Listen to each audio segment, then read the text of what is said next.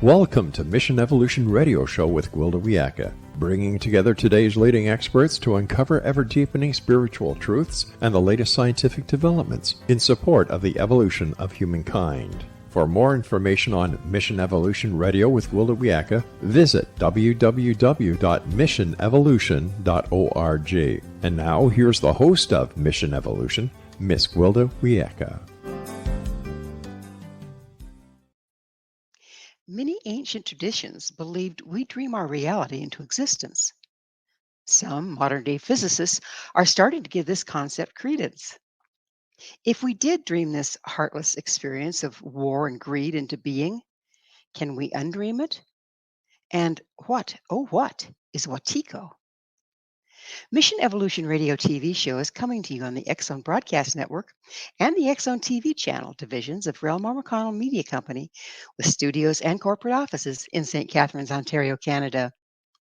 With us this episode to explore reality, Wetiko, and the breaking the spell of our current nightmare is Paul Levy. Paul is a pioneer in the field of spiritual emergence and a wounded healer in private practice, assisting others who are also awakening to the dreamlike nature of reality. He's authored 3 books on the Wetiko mind virus, the most recent being Undreaming Wetiko, Breaking the Spell of the Nightmare Mind Virus. Paul is a founder of the Awaken in a Dream community in Portland, Oregon. An artist, he's deeply steeped in the work of C.G. Jung and has been a Tibetan Buddhist practitioner for almost 40 years. His website, awakeninthedream.com. Paul, thank you so much for coming on Mission Evolution. Yeah, I'm so happy to be here with you. Thank you so much for the invite.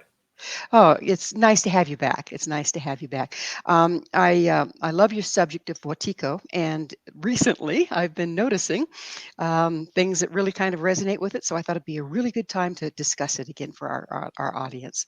Sure. So let's start out with what is Wetiko.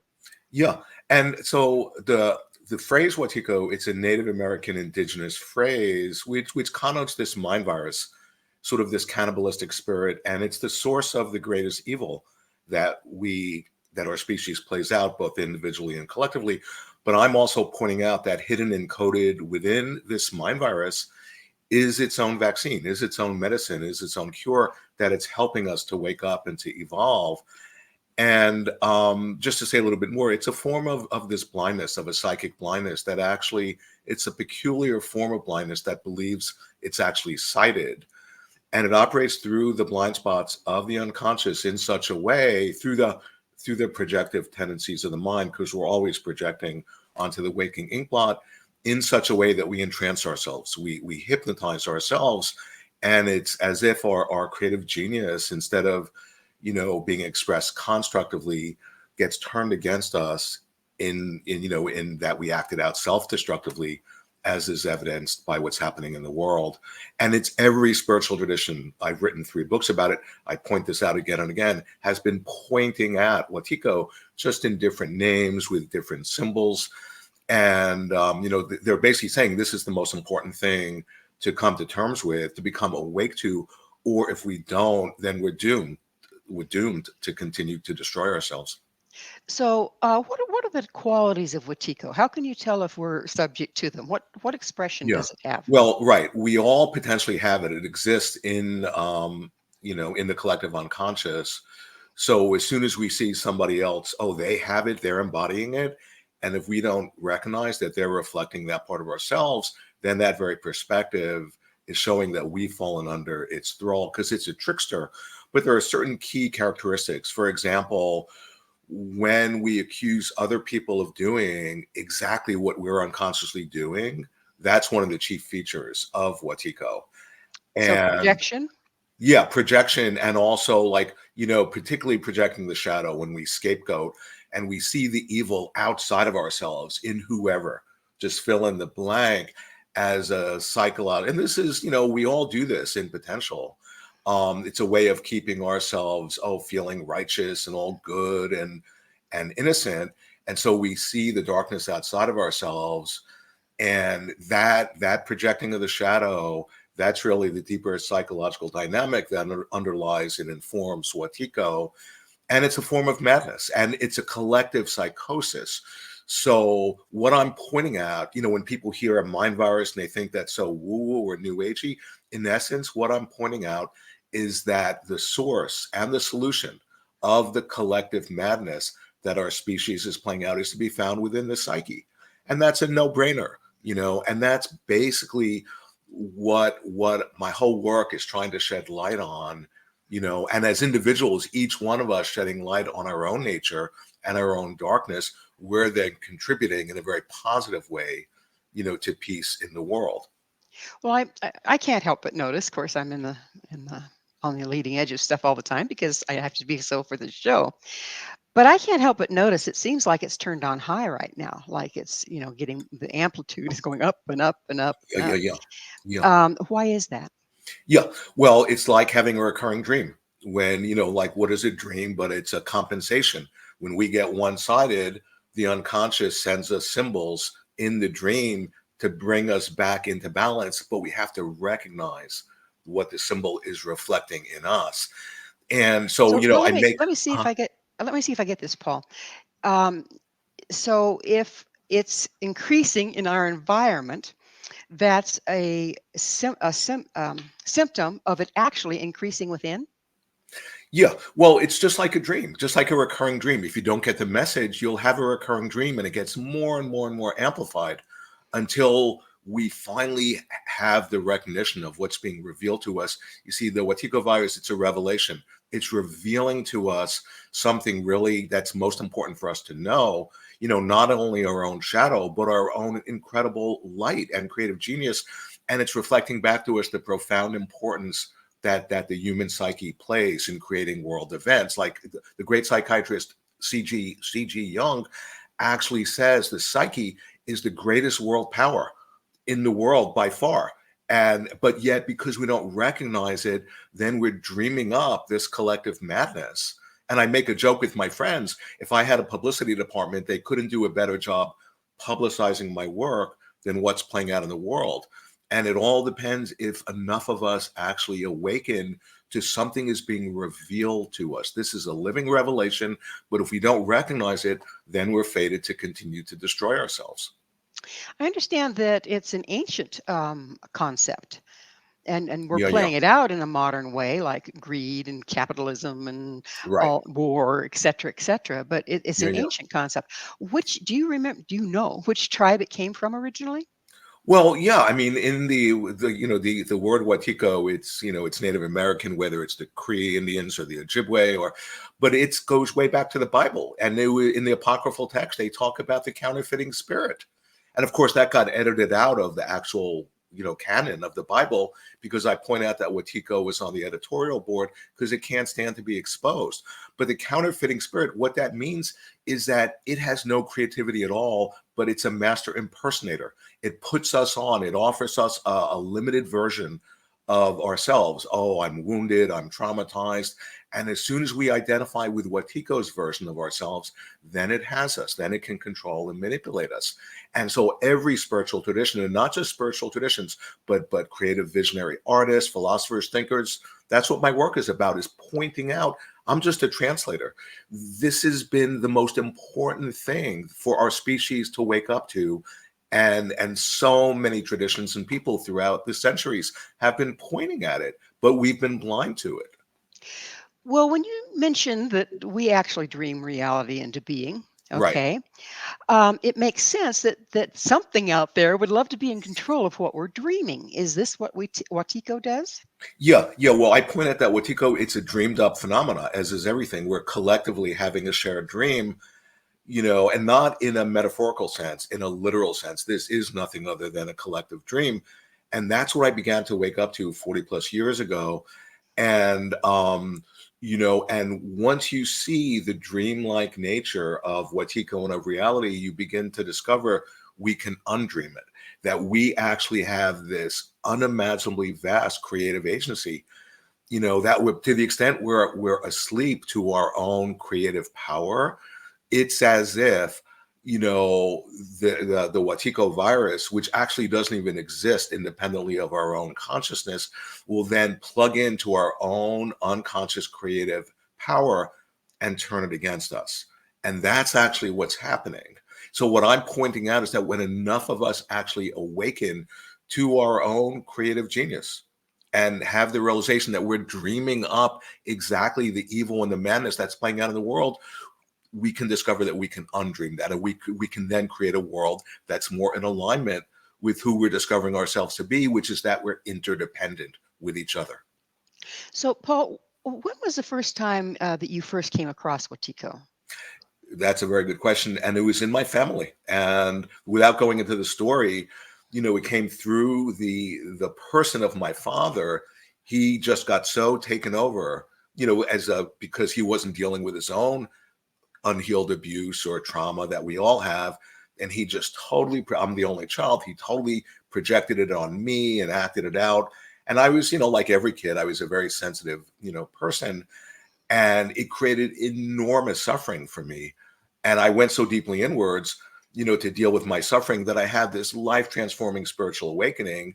This is 1981, in which I began to recognize, oh my God, this is a collective dream, and we can wake up in this dream just like we can in our night dream. But I was so excited, it got me in deep trouble. And I immediately got thrown in mental hospitals and told, oh, you're mentally ill. And I knew I wasn't. I knew they were just ignorant. And I was fortunate to be able to get, through that experience.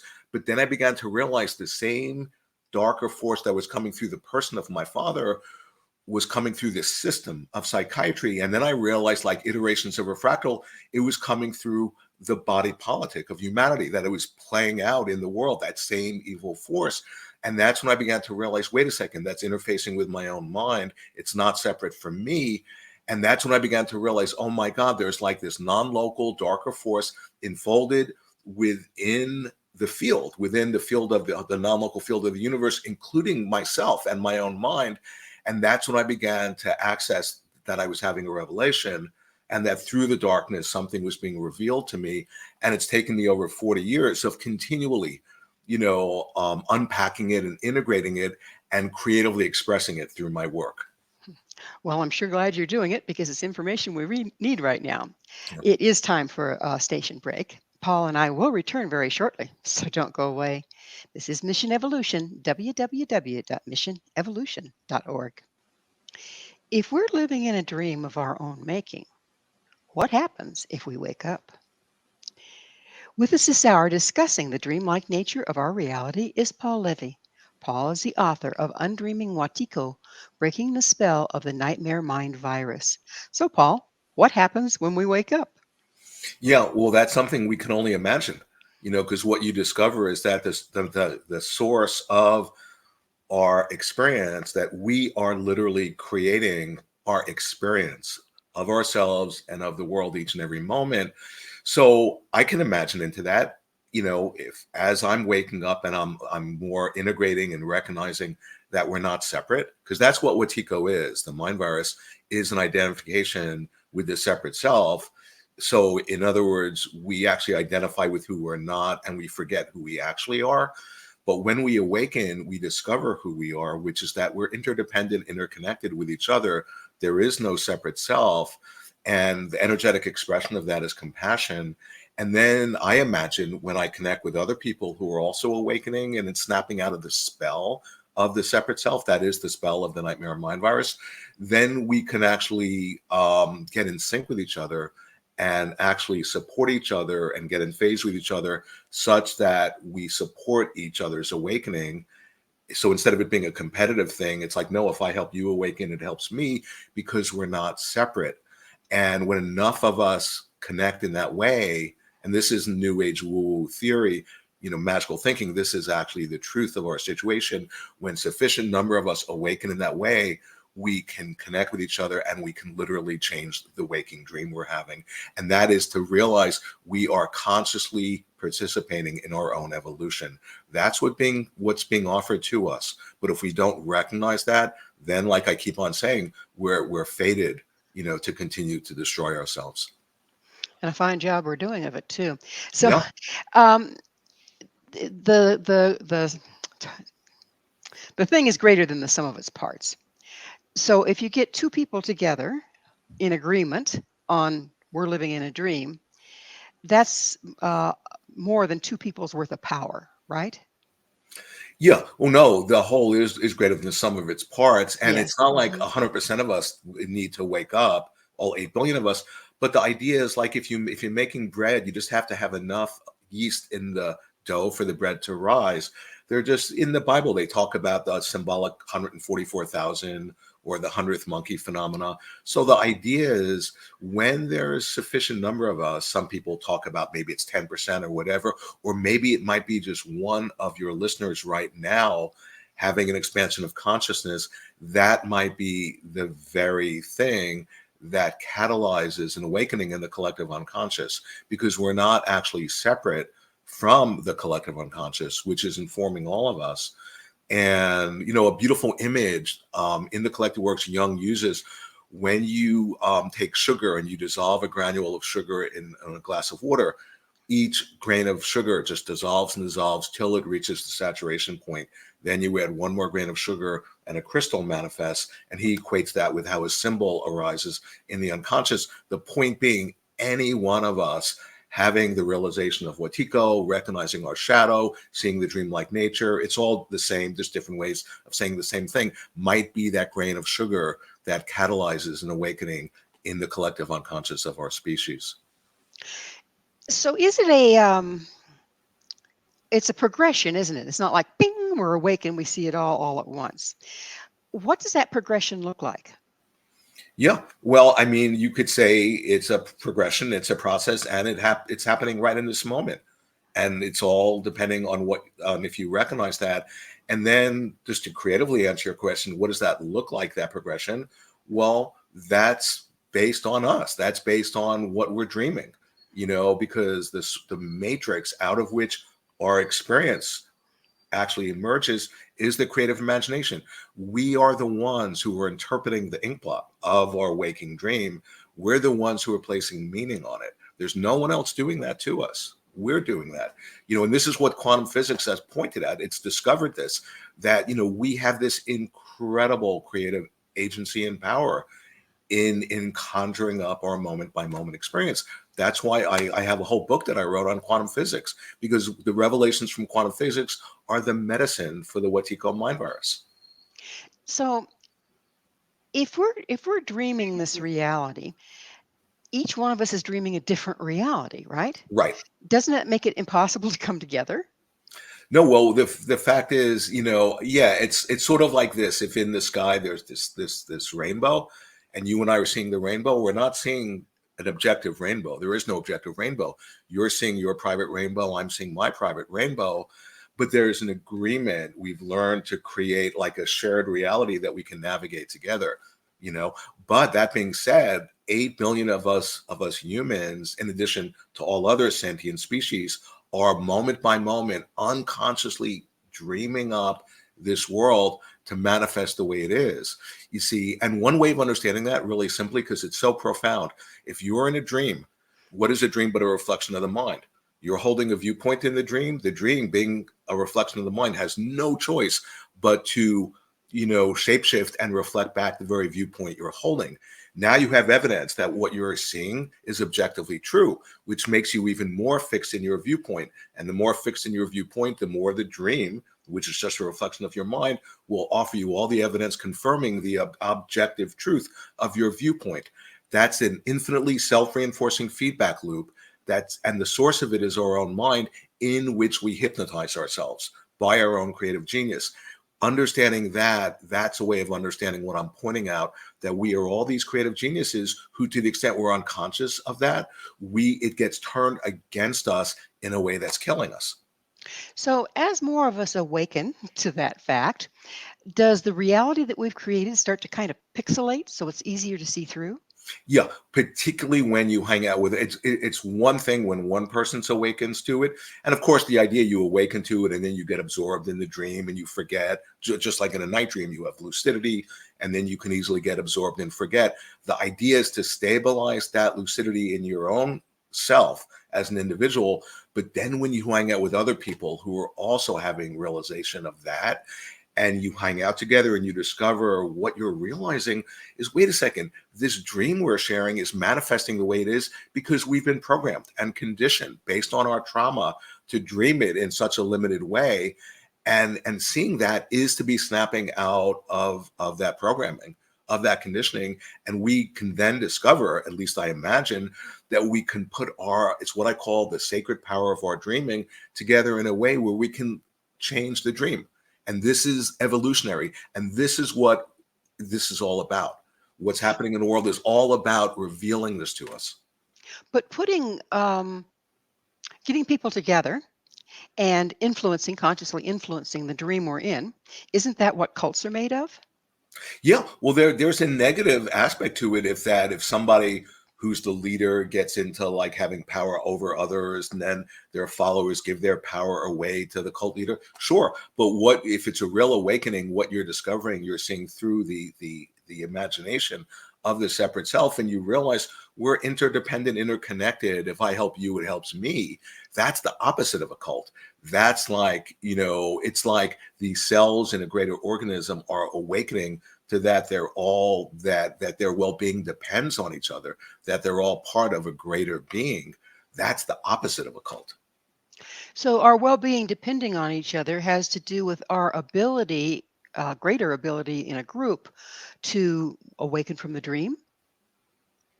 Yeah. I mean, that's why I, for 30 years, have had these awakening in the dream groups, for, people, in my community where we're all coming together with no agenda, just being present in the moment and seeing how the dream is manifesting through our relationships.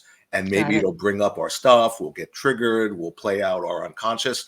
Great. We've developed an alchemical container that's embraced, that's welcome, and that's seen as the portal to deepen our realization instead of being an obscuration. So is the experience of awakening from the dream, you start to awaken as an individual, and then you slip back into the dream if you're with people that are still in the dream, but you can slide back into the new reality if you're with people that are in agreement with that. How can we as individuals stabilize so Yeah, that we yeah. we're Well, there? that's why, I mean, I'm a Tibetan Buddhist practitioner. You can see by the shrine in back of me. And, they talk about, the Buddha, Dharma, the Sangha, the three jewels, the teacher, the teaching, and the Sangha. Many teachers are saying that's the most important of the jewels in this moment in time. That's the community. Just like in the Bible, or no, the Buddha said, don't hang out with fools. When you hang out with people who are asleep, it's contagious. And it's like you become infected by their mind virus. And then if you're not stabilized, you'll start falling asleep. But when you hang out with people who are doing their inner work and are really self-reflecting, that becomes contagious. That creates a field that's potentiated for awakening. So when you hang out with other people who are also awakening, then it helps all of us to stabilize and to deepen and to integrate our own awakening. And what I'm pointing out is that when you get sufficient number of people who are really integrated in that way, they can make a real difference in the world, in changing the waking dream. And that's, once again, not just new age magical thinking. That's like the reality of it. Well, we're about out of time in this segment, but I do have one more question to throw at you.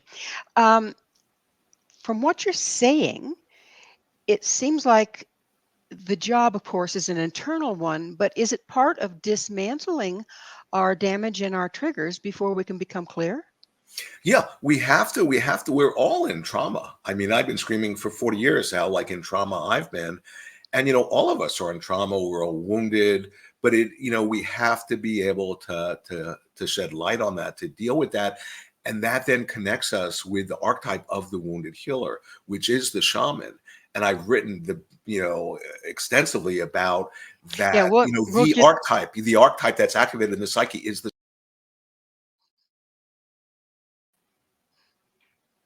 Yeah, we'll get into the shaman more towards the end of the show, but for now, um, having to do our internal work, can't Watiko trick us out of that as well? Yeah, absolutely. Wetiko is the trickster par excellence. So it's a deceiver. So oftentimes we're like seeing our shadow, but then it easily becomes just the idea of our shadow instead of a real, like sort of confrontation with our own darkness. And that needs to be factored in, really profoundly into, the process of individuation, that we're geniuses at fooling ourselves, and that's all inspired by the Wetiko mind virus. Well, it's that magic moment, but on the other side, maybe we'll dance with how are we tricking ourselves? Paul and I will be right back to continue our discussion, so stay right there. This is Mission Evolution, www.missionevolution.org. Is there a cure for an esoteric mind virus? This is Mission Evolution, missionevolution.org. With us discussing the ancient concept of Wetiko is Paul Levy. His website, awakeninthedream.com. Paul, if Wetiko is indeed a virus, it seems like we all already have it. Where did it come from? How did we catch it? Yeah, and that's a good question. I mean, I've inquired into that deeply in my work, and there are a lot of theories, whether it's there was a collective trauma years ago, or negative ETs, or whatever. And I certainly don't know. But what I point out in my book are two things, or in my work, is like, on the one hand, the origin, I'm convinced of this, of the Wetiko mind virus is unhealed multi-generational ancestral trauma. That to the extent we haven't dealt with it, we then are compelled to unconsciously act it out and pass it on to our next of kin. That's one thing. But the second thing is that when you really inquire into, what is the origin of Wetiko, it's getting actually recreated in each and every moment.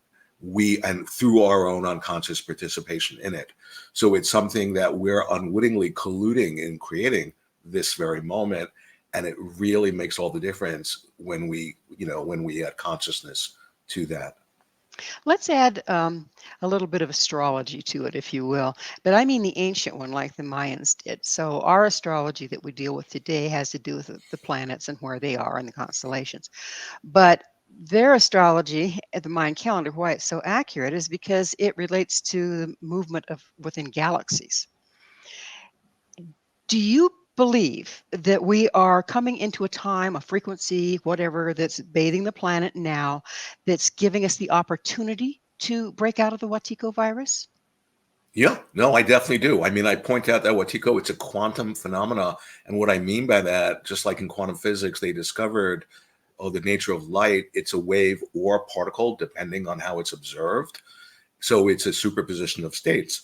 In potential, it can manifest either as a wave or a particle, depending on how we as the dreamer dream it. And so Wetiko, hidden and coded within the mind virus, like I've been saying, it's actually helping us to awaken. It's helping us to evolve. But how it's very probabilistic, just like quantum physics is pointing out the nature of the universe. It's not determined. And so it all depends on us. And I also believe that, we're like transitioning from one epoch to another.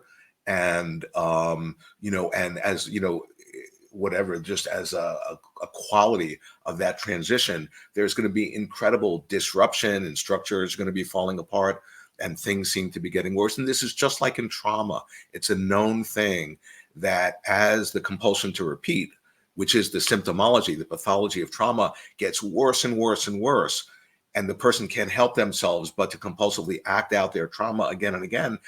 So on the one hand, things will seem like they're getting worse. It's actually an expression that trauma is getting closer to being made conscious. So the same thing, I think, is happening in our world. It's certainly an alchemical time, isn't it? Yeah. Well, the alchemists discovered, I mean, that encoded, within what's called the prima materia, the rejected stuff, the shit, the raw material, encoded in that is the gold, and one very simple way of thinking about that is the part of ourselves that we reject, the shadow, that hidden within that is the philosopher's stone. And interesting, in alchemy, they talk about the philosopher's stone as being invisible, that you can't see it, but it's like they liken it to like when you see a reflection in a mirror, we become entranced by the reflection and we don't notice the underlying mirror, but we could never see the mirror without the reflection. We wouldn't know a mirror was there because it's invisible. So the reflection, the thing that seems to be obscuring the silver surface of the mirror is actually revealing it. That's key, that the poison, the evil that actually is obscuring our nature and seemingly killing us is actually simultaneously revealing our nature. So let's take that analogy just a little bit further. When you look in a reflection in the mirror, You get the equal but opposite reflection. In other words, it's a mirror image. How does that play out? Yeah. Well, the thing is that, like I'm familiar with Buddhism, they'll talk about that typically we see the reflection and we identify with the reflection. We become fascinated with the reflection and then we react to it or become conditioned by the reflection, all the while not seeing the underlying mirror, which is always the same. It's not tainted or made impure by even the vilest reflection, the darkest reflection. It's always like right there. And the mirror is symbolic of our nature, that our nature, our true nature is always available. It's always right here with us, but we've somehow become programmed to not notice the mirror and to become entranced and fascinated by the reflections, which then conditions us. And then we are colluding with our own victimization. See, that's the idea of Wetiko. There's no one doing anything to us. There's no Wetiko virus independent of our own consciousness. We are colluding unconsciously with our own victimization. That's the key insight. So if we've ascertained that the Wetiko has traveled through our genetics even, and we are kind of a sum total in certain regards of our genetics, how can we shift the Wetiko or the genetics to exclude or process the Wetiko? Yeah. Well, I just want to point out that this is exactly like in the collective works, Jung talks about that evil, because he's the one person I found who he was completely switched on to the Wetiko mind virus. He just didn't have the name for it, but he points out that evil regenerates itself over the generations.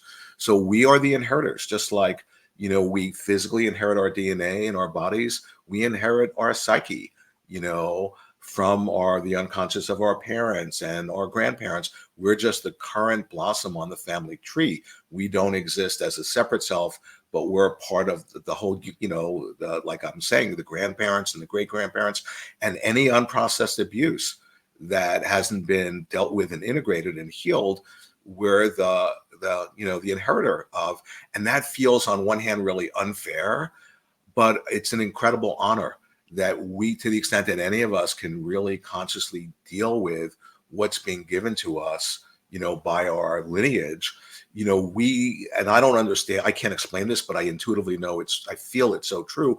Any of us dealing with our own abuse and healing it and integrating it actually has an effect back and heals all the ancestors in the past and even the soon to be ancestors in the future.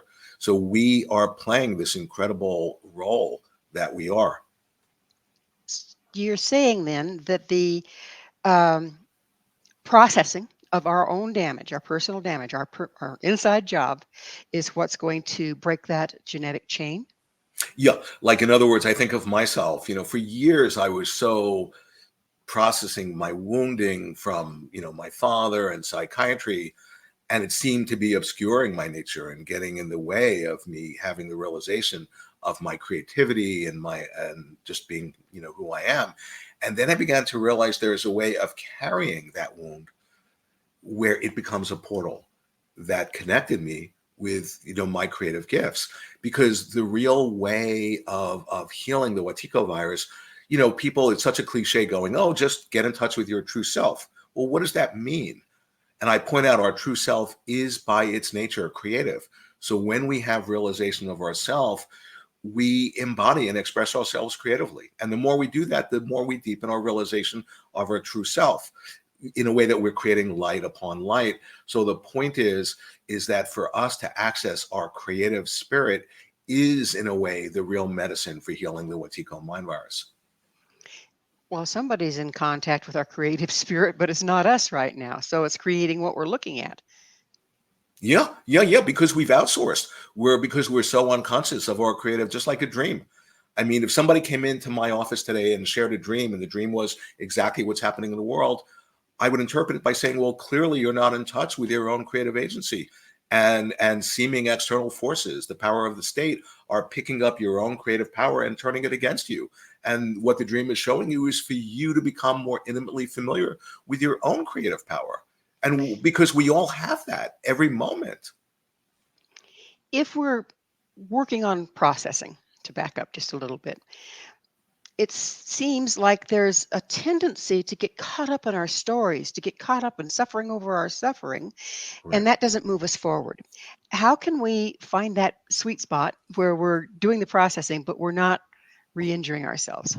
Yeah, no, that's a really good question because so many people I know, myself included, for years, I would be telling my story as a way of re-traumatizing myself and keeping myself in the victim position.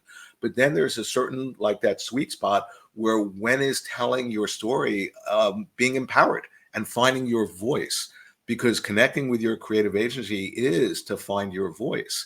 And then you're not just conjuring yourself up as a victim, but you're actually connecting with your creative power. And, I don't know if there's like an instruction manual of how to do that, but the idea is to take responsibility that we are creating our own experience moment by moment. There's no one else doing that. And even if we're like have experienced the worst trauma or wounding or abuse, yeah, it all depends what we do with that. How do we carry that? What we make out of that? That's our responsibility. What role does guilt play in this? Because I've seen where a person will stick to their story and stick to their guns and not move because otherwise they might have to look at where they were made guilty for the very abuse they suffered. Yeah. Well, it's a very interesting question. I mean, I really go into that deeply in my work, in the sense that on the one hand, I've seen people who their whole MO is to avoid feeling guilt. But then they unconsciously feel guilty about that, which just feeds the guilt that they're avoiding, and an endlessly, infinitely self-perpetuating feedback loop. On the other hand, there's like a healing around, if I can consciously feel remorse and guilt for how I've acted out my unconscious, that's different than the first type of guilt. That can actually connect us It with actually our nature. disarms Wetiko, I'll bet. Exactly, Mhm. exactly. Yeah. Yeah, pretty fascinating. Well, we're just about out of time in this segment, but how can you tell if you're operating on guilt versus processing?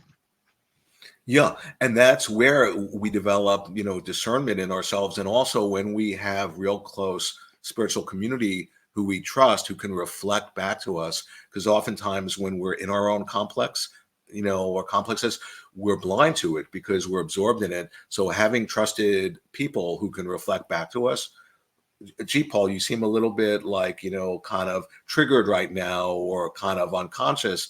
That can be really, really helpful. Absolutely, as long as we're open to it. Yeah. Yeah. So it is that magic moment. We're going to need to take a station break. Paul, please stay with us. Paul and I will continue to explore the mind virus plaguing our world. This is Mission Evolution, www.missionevolution.org. What does shamanism have to do with Wetiko? This is Mission Evolution, missionevolution.org. We're continuing our discussion with Paul Levy. Paul is the author of Undreaming Wetiko. Paul, let's start out with what is shamanism? Yeah. Well, shamanism is really, the most ancient primordial art form that underlies, therapy and being, a creative artist. And the idea, what I point out, is that the major archetype that's activated in the collective unconscious is the shamanic archetype, which means, because we as a species, we're going through a death rebirth experience, which is shamanism, where we've been forced into the underworld of the unconscious, into the darkness. And, which is a place of insanity, death, evil, and all that. It's a great danger to be stuck there. But the archetype of the shaman is that they're able to like go through that experience and come back into the world bearing gifts as a result of that initiatory ordeal. And I point out that we're all shamans in training. And a shaman, interestingly, the shaman is the creative artist. They're the storyteller. They're the dreamer.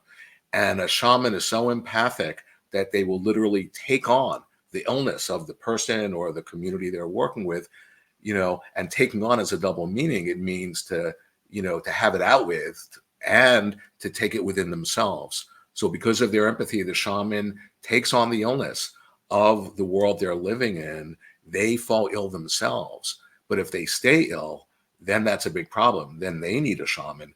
But the idea of an accomplished shaman is they're able to then find their way back to the self, to their wholeness through falling ill, and thereby metabolizing the illness. And by doing that energetically, they're helping other people in the non-local field. It's like they're like, helping to clear that pathway in the psyche, which makes it more probable that other people will also find their way back to their wholeness, but even in a deeper experience of their wholeness. And what I'm pointing out, we've all been made sick by the collective madness. So we're all potential shamans in training, and the shaman is the wounded healer. So as we go through that, and the shaman is the creative artist, and we access our creative expression, finding our voice, whatever medium it is, then that's the contribution that any of us can make for the insanity that's happening in the world. Does the shaman take on the illness in order to create a energetic or frequency antidote? Yeah. Well, they do that by they experience the illness as an inside job. By taking it in, they realize now they have to deal with the very illness that the seemingly outside world is dealing with. And by them finding their way back to wholeness, this beautiful example that Jung uses is this figure of this rainmaker. He goes to this land where there's a big drought, and they bring in the rainmaker, and he says, just give me a hut on the edge of the village. Don't bother me till I come out. And he goes in there, and after a couple of days, there's a downpour, and it's raining and raining and raining. And then he comes out, and the people are so happy. And they said, what did you do? And he says, well, I came to this land, and it was really out of balance. So I felt out of balance. And I just meditated and got myself in balance. And when I was in balance, it rained. That's the image of the shaman. So balance it's all about balance, isn't it? Yeah. So illness is imbalance. Yeah. We're just like when we're one-sided, the unconscious sends compensatory dreams to help us get in balance. So the idea is the shaman takes the occasion of being imbalanced, as the way to find their way back to their center, to who they actually are, and our true nature is in balance. The conscious and the unconscious are really interfacing in a very productive, beautiful way, like having an intimate relationship. That's to be in balance. And when any of us do that, we're modeling that, we're embodying that, we're carrying that frequency for the world. And that's actually contagious, that we're being that way, and that can go viral. That's what I'm pointing at. Well, it's frequency and resonance, isn't it? Right. Exactly. Sure. It's like when I'm around my teachers, I'm fortunate to have these incredible teachers, from the East, from Burma, Tibet, and just people just so want to be around them because they're so congruent and they're so at ease in themselves, and they're just embodying being a loving, compassionate human being, that invokes in all of people who connect with them that same frequency. I like the way you say embodying, because when we're taught, morals and the right thing to do, we're kind of pretenders to the throne.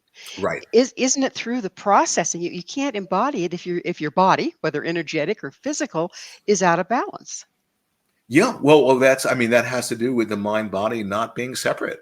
We've just gotten so entranced into the separate self and having stuff that's ultimately sort of this unified state, and we've artificially sort of made it separate. And in a way, that's the real deep illness that our species is suffering from. And so there's no ultimately separating out the mind and the body. Let's talk a little bit about synchronicity. It's a wonderful thing. Right. So how does synchronicity, what role does it play here? Yeah. Well, I was just thinking about it just because of the mind body being not separate, because that's when we develop synchronistic awareness, which is to begin to see the dreamlike nature. What we begin to see is that the seeming opposites of psyche or spirit and matter or the physical world are not separate. And that what's going on inside of us, inside of our psyche, is somehow magically getting revealed and expressed via the medium of the outside world. That's the synchronicity that Jung he got turned on to this, and it took him over 20 years of trying to wrap his mind around what he had realized before he actually brought it out to the world in his notion of synchronicity. And what is synchronicity? It's like a fissure, through the physical reality where some sort of underlying oneness is revealing itself, where the physical and the psychological or the spiritual are not separate. That's to see the dreamlike nature. Because what is a dream? A dream is a projection, a reflection of the mind, so that whatever's happening in the mind of the dreamer is getting expressed via the dream. So that, seeing the synchronistic point through the synchronistic lens is a way of dispelling Wetiko. If we are seeing synchronicities or paying attention to synchronicities, isn't it a pretty amazing divinational tool? And if so, would you explain that? Yeah. Well, I point out again and again that this universe is an oracle, and that we've just become blind to being able to read it as a text that's revealing to us, what our next step is, or what's going on inside of us, or what's happening. Like Jung himself says, the great problem of our time is that we don't realize what's happening in our world. And what's happening in our world, he continues, is that the darkness of the soul, the darkness of the unconscious is revealing itself. So we're having this revelation, but it's not coming from on high through, like with Christ, through the light. It's actually coming through the darkness. And this universe, like a dream, is speaking symbolically. That's why Jung kept on. He devoted his whole life to cultivating symbolic awareness, to interpret what's happening in our world symbolically, because it's an oracle that's speaking symbolically, and symbols are the language of dreams. Exactly. So just like a dream, our reality has synchronicities or symbology that we can use to interpret, to move beyond it. Right. To move beyond it and to fully be in it in a way where we can understand then how to deal with the myriad world crises that we're dealing with. Because, so many people are just so overwhelmed or going numb or in trauma or just checking out, and it takes, I think, real courage and ego strength to be able to keep our eyes open and not just turn a blind eye, that is Wetiko, but to see, to shed light on the darkness, and to also be able to see the incredible light that's coming through the darkness through synchronicities, for example. And then that guides us. And the idea is to connect us. We all have an inner guide. That's what Jung was after, is really trying to connect people with their inner guide, because we've become so, in a way, sort of not connected to it. And then we outsource our authority. And Well, it's that time in the show when I get to ask you, Paul, what's your mission? Yeah. Well, I'm on the one hand, I would say my mission, once I began having my experience of awakening 40 plus years ago, I so clearly saw, oh my God, I'm not going to be fully healed until we all are, because I realized we're not separate. So, in a way, my mission is just to be in service, whatever way I can, to try to articulate this deeper vision that was revealed to me 40 plus years ago, that 24/7 I've been trying to integrate and trying to help other people to see, because it's medicine, so that's really my mission. A beautiful mission to learn. So how do you see Wetiko as the greatest catalyst for human evolution? Yeah, because it's forcing us to actually access our divine inheritance, to connect with our creative agency and power, and if we don't do that, like I've been saying, we'll just continue to destroy ourselves. So it's actually, catalyzing the evolution of our species. And if we don't actually have that recognition and step into that, then we're doomed. Then we're just going to continue to compulsively enact our trauma and our and other destruction and all that. So it's actually, really placing this demand on us to wake up or else. So that's how it's catalyzing our evolution. As we're waking up, and we're just about out of time, period. But as we're waking up, do we first experience a bit of a duality? Yeah, Like one of us is living in with Wetiko and the other one is starting to wake up. Yeah. No, of course, that's the duality of our world. But through that experience of duality, we can expand our awareness and to realize that instead of obscuring our nature, which is the oneness, it's actually revealing it, because the true singularity, it actually embraces multiplicity. So instead of being, caught by the seeming duality, and then we're just in samsara, that's the cyclic existence, of just continual death and rebirth, we can have that occasion of the duality and recognize, oh my God, underlying it is this unity Well, that's revealing itself through the duality. it is that time. We are out of time. Paul, thank you so much for coming on the show. Our guest this hour has been Paul Levy, author of 3 books on Wetiko, mind virus, the most recent being Undreaming Wetiko, breaking the spell of the nightmare mind virus. To find out more about Paul, where you can get his books and all he has to offer, visit his website, awakeninthedream.com. This has been Mission Evolution with Gwilda Wiyaka. For more information or to enjoy our past archived episodes, visit www.missionevolution.org.